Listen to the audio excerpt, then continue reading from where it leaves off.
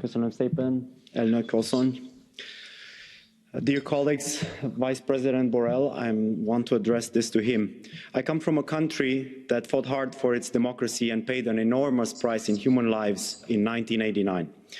And what the history of my country taught me is that simply holding elections does not equal democracy. Elections under dictatorship are grotesque.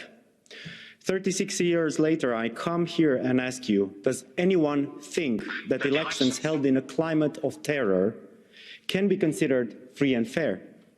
Imagine that on general election day, you put on your best clothes and head together with your family to the closest polling station. And there, as it happened in Uganda, you're met with violence and terror by your own government forces who are supposed to protect you. People are shot, arrested, opposition leaders are under house arrest, and worse. Do you trust the government the next day after such elections?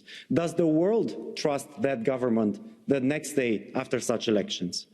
We need to stop talking in riddles and agree on the fact that the 14 January election in Uganda ran against any policy of a free, safe and equal election. President Museveni has been ruling for more than 3 decades now.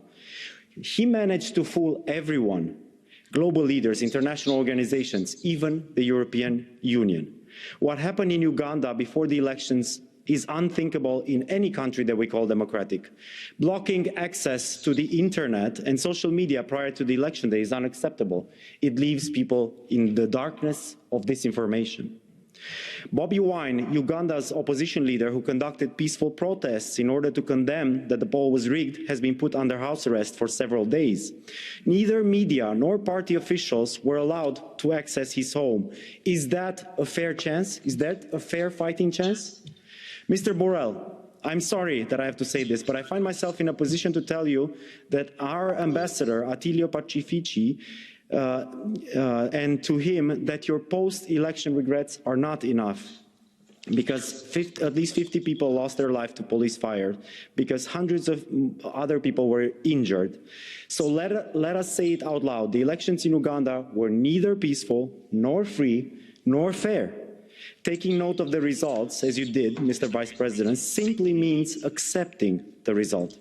Dear colleagues, if we do not act now, the shrinking of the democratic space will be more and more visible. This is something we see all over the world.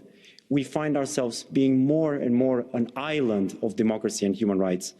But we should be a standard for democracy and human rights. Ugandans know what they want because they told me, a few of them in Romania, where I come from.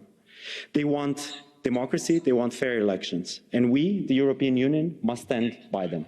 Thank you.